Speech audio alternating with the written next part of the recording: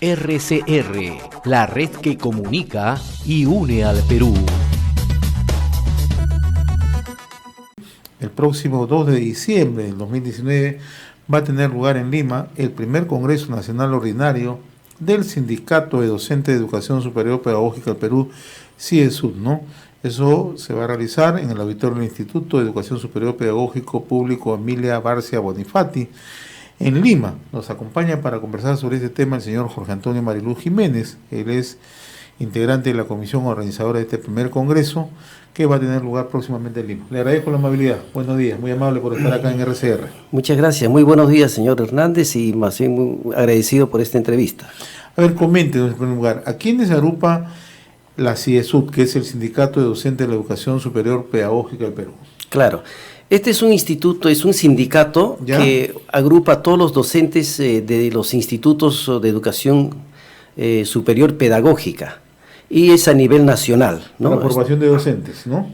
Claro, estas instituciones tienen como finalidad formar docentes en diferentes especialidades, inicial, primaria, secundaria. Entonces, nuestra organización básicamente está conformada por todos aquellos docentes de estos institutos pedagógicos públicos. Ya. Y van a tener ustedes un primer Congreso Nacional Ordinario que va a tener lugar en Lima, ¿no? Así es, después de casi un año de organización, se ha concretizado el primer Congreso Nacional que se va a llevar a cabo en la ciudad de Lima el lunes 2 de diciembre. Esto va a ser desde de 8 a 5 de la tarde en las instalaciones del Instituto Emilia Barcia Bonifati, que está acá en Lima, en la cuadra 27 de la Avenida Venezuela. Ahora estaba viendo el tema de agenda que van a abordar. Son varios temas que ustedes van a tocar en este congreso, ¿no? Uno es el reconocimiento del sindicato nacional, ¿no? El otro tema veo que es la modificatoria de la ley 30512, la categorización de los docentes, una propuesta de la evaluación de desempeño, la cobertura de las plazas orgánicas con el personal docente. Me gustaría que nos vaya tocando estos temas para conocer en esencia cuáles son los alcances de los mismos, ¿no? Claro, fundamentalmente este congreso, como tiene un carácter nacional, van a estar presentes prácticamente los delegados de los 103 institutos públicos. Eso está en todas las regiones del país. Entonces, como agenda principal es constituir el Sindicato Nacional de Docentes de Educación Superior Pedagógica. Eso es como primer punto. El segundo punto es aprobar sus estatutos normativos, y el tercer punto es la elección de la Junta Directiva. Esto porque necesitamos tener esa cobertura legal para los tratos directos con el Ministerio de Educación. A pesar de que con ellos ya tenemos conversaciones y diálogos, sin embargo necesitamos pues que esto sea reconocido por el Ministerio de Trabajo a nivel nacional, ¿no? Esa es la agenda principal, y luego tenemos también la otra parte que es ver los puntos centrales de nuestros petitorio, como es por ejemplo la modificatoria de la ley 30.512. ¿Qué establece esta ley? Esta ley se origina a través del Congreso de la República el 2016. ¿Ya? Es una ley que aglutina a todos los institutos de educación superior pedagógica y tecnológica, ¿no? Entonces, acá en Lima, por ejemplo, tenemos muchos institutos tecnológicos y también pedagógicos que antes estábamos inmersos en la ley del profesorado. Entonces, como la educación superior es un nivel, tiene sus características específicas, se aprobó la ley 30.512 que ve todo el nivel de organización de los institutos, tanto tecnológicos como pedagógicos, y la carrera pública de sus docentes, ¿no? Eso es principalmente lo que dice la ley, y respecto a esto nosotros hemos tenido ya algunas, solicitamos su modificatoria en algunos puntos, principalmente, por ejemplo, las categorizaciones, ¿no? Las categorías. Los docentes, así como en las universidades, vale decir que nosotros los institutos pedagógicos formamos profesionales de la educación en 10 semestres académicos y 5 años, con 220 créditos, tal cual lo hace la Facultad de Educación de una universidad. Entonces también la ley esta de la 30.512 reconocen ese espacio de formación profesional, y nos han categorizado en 4 categorías, categoría 1 a la categoría 4, y para los tecnológicos hay 5 categorías, y hay niveles remunerativos. Entonces nuestro primer problema ha sido de que a través de la ley del 2016 y el 2017, se categoriza automáticamente a los docentes de institutos tecnológicos, tomando en cuenta sus antecedentes. Un docente que había iniciado estaba en la escala 1, un docente que tenía 20 años de servicio estaba pues en la escala 2 o 3. Por tanto, se les reconoce y se les categoriza en ese nivel. Sin embargo, en el caso de los pedagógicos, no se nos categoriza automáticamente, sino a todos nos pasan a la categoría 1. Entonces, esa es la modificatoria que lo estamos pidiendo, ¿no? Y además creo que en el caso de los institutos pedagógicos, si no corríjame, se tiene que hacer una convalidación universitaria, tengo entendido, ¿no? Efectivamente, hasta antes de la ley 30.512, un estudiante un egresado de un instituto pedagógico salía con el título de profesor.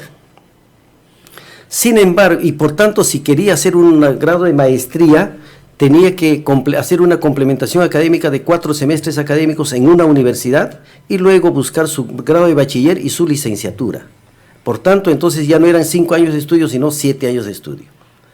En la fecha, en la actualidad, con la ley 30.512, los egresados de los institutos que ahora ya son escuelas de educación superior, ya obtienen su grado de bachiller y su licenciatura, ¿no? Entonces, ese es otro punto muy importante de esta ley 30.512. ¿Y cuál sería entonces la diferencia entre estudiar en un instituto tecnológico o estudiar en una universidad? En un instituto tecnológico y un instituto pedagógico hay 2 diferencias.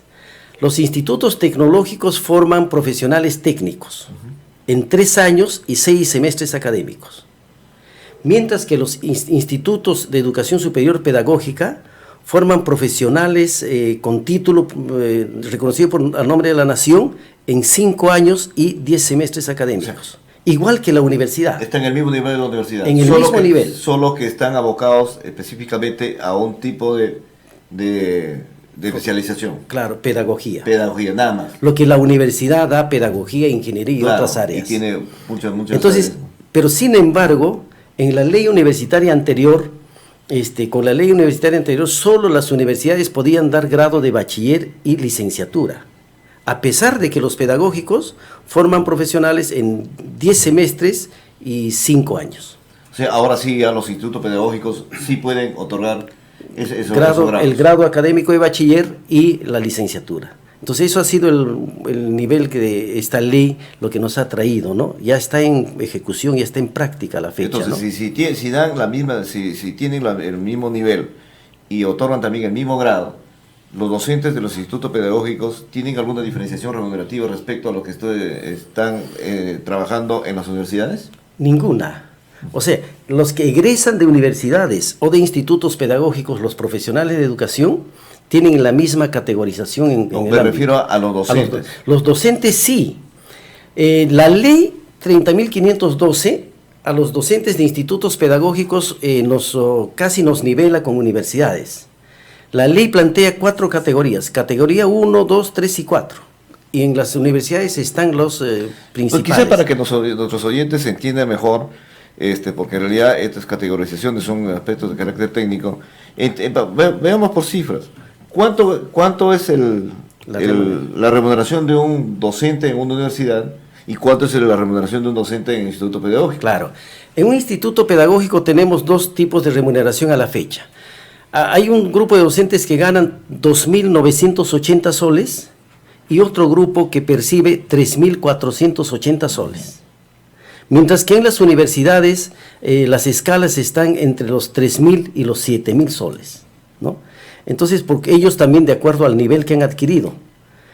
De acuerdo a la ley 30.512, un docente, la remuneración mínima para un docente de un instituto pedagógico, para el que entra a la categoría 1, debe ser de 3.980 soles.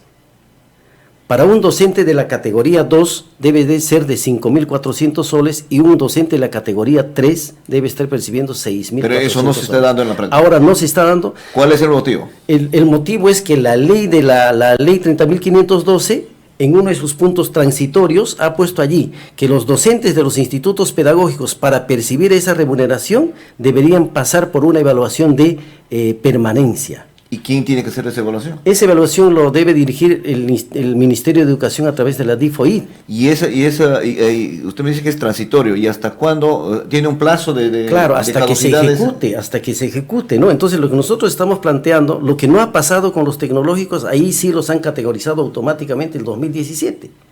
Entonces lo que ahora nosotros planteamos es, primero, que se respeten nuestros derechos que son adquiridos a través de concursos, porque un docente de 5 años tenía seguro categoría 1 y un docente de 20 años tenía categoría escala 3. Por tanto, ¿De cuántos docentes estamos hablando en este momento en el Instituto Pedagógico? Los institutos pedagógicos a nivel nacional tenemos 2.500 docentes entre nombrados y contratados, de los cuales 1.340 son docentes nombrados y el resto son docentes contratados que hacen la misma función, sin embargo perciben remuneraciones mucho menores. Ya que estamos hablando de este tema, y a mí siempre nos llamó la atención, por ejemplo, hay muchas regiones que se han cerrado algunos institutos pedagógicos. ¿Por qué? Claro, eso tiene algunos antecedentes. En la época del gobierno del presidente Alan García, salió una ley por la que, un decreto supremo, por la que la nota para que ingresen los postulantes a los institutos pedagógicos era mínimo 14, ¿no? Lo que en las universidades y en las facultades no pasa eso, ¿no? Entonces los alumnos postulan y hasta coberturar. Entonces ese problema de la nota 14 hizo que muchos institutos no lograran que sus estudiantes ingresaran. Entonces algunos han cerrado, pero principalmente los privados. O alguien... eso llamaba a una serie de especulaciones. Por ejemplo, había especulaciones respecto a que no, y hay una saturación de maestros, entonces no hay puestos para darles allí, y momentáneamente entonces se suspendían la función de algunos institutos pedagógicos. ¿Eso no era cierto entonces? No es cierto, tanto así que en lo que el Instituto Nacional de Estadísticas plantea, hay algunas carreras que efectivamente están saturadas, como en algunas especialidades, ¿no? Pero por renovación sigue ingresando. Sin embargo, por ejemplo, tanto de institutos pedagógicos como universidades, se requiere un mayor porcentaje, no está coberturado plenamente la necesidad de docentes, por ejemplo, de educación inicial. La educación inicial, ciencia y ambiente, educación física, falta la cantidad de docentes titulados para cubrir esas plazas. ¿Hay déficit entonces? Hay déficit de docentes. ¿En qué porcentaje estamos hablando? Estamos hablando del 12% aproximadamente. Es un alto porcentaje, es un alto ¿no? porcentaje, ¿no? Precisamente por eso el Ministerio hoy en día está tratando de fortalecer esas carreras, ¿no? Y en todo caso, entonces, ¿cuál es la situación ahora de los institutos pedagógicos? Así como la universidad tiene su problemática, también encontramos problemas en el sector de educación primaria, secundaria, en este caso el instituto pedagógico. Mire, en el caso de los institutos, los 103 institutos pedagógicos públicos del país, estamos en un proceso de licenciamiento, así como las universidades. ¿Y quién las está calificando? Lo califica el Ministerio de Educación a través de organismos que ellos han contratado. No es la SUNEDU, es el mismo ministerio a través de la Dirección de Formación Inicial Docente, la DIFOID. ¿Y cómo avanzó esa calificación? Entonces, de los 103 se ha hecho por etapas. Hay una primera etapa para 20 institutos que ya empezamos en el proceso de licenciamiento, ¿no? A nivel nacional. Y los plazos son el 2020 y 2021, concluyen con los 100 y tantos institutos. Sin embargo, nosotros estamos pasando la etapa de licenciamiento. El caso nuestro, por ejemplo, el Barcia Bonifati, ya hemos ingresado toda la documentación. Sin embargo, hemos tenido que sortear algunos problemas presupuestales. Uno de los factores, porque el licenciamiento implica también infraestructura, implica equipamiento. Entonces, que carecemos mucho en este caso, y ese es el otro punto que nosotros en este Congreso estamos solicitando. Las universidades, hay dos presupuestos que se manejan, ¿no? Los recursos directamente recaudados que entran por matrículas, por venta de certificados, etcétera, y lo que el Ministerio de Economía otorga como recursos ordinarios para bienes y servicios. A las universidades todos los años, a través de la ley del presupuesto, se le entrega un presupuesto para bienes y servicios, aparte de sus ingresos. En los institutos, solamente nosotros manejamos recursos directamente recaudados para nuestros gastos administrativos. ¿Y eso es suficiente? Y por supuesto que no. Solamente el ministerio se hace cargo de los servicios básicos como agua, luz, internet, ¿no? Los demás cargos nosotros los tenemos que hacer y tenemos muchas dificultades porque Se necesita, pues, los institutos necesitan mejorar su infraestructura, su equipamiento, modernizarse, ¿no? Estamos hablando entonces que de todos los institutos pedagógicos públicos. ¿Y hay institutos pedagógicos privados? Por supuesto. Hay ¿Y muchos ellos también están en un institutos. proceso de calificación igual que los institutos Ellos también públicos? van a entrar en un proceso de licenciamiento, ¿no? Claro, ellos tienen algunas ventajas porque tienen sus propios recursos, mejores recursos. Nosotros estamos planteando al Ministerio que este licenciamiento también vaya acompañado de adecuados presupuestos, ¿no? La ministra de Educación en estos momentos está planteándose ese trabajo, está haciendo fortalecimiento en los institutos. Se ha empezado. Por ejemplo, el año pasado, este año, hemos tenido un proceso de fortalecimiento de capacidades en la que se ha contratado a las universidades públicas y ellas hemos hecho cursos, talleres con docentes de fortalecimiento. RCR, la red que comunica y une al Perú.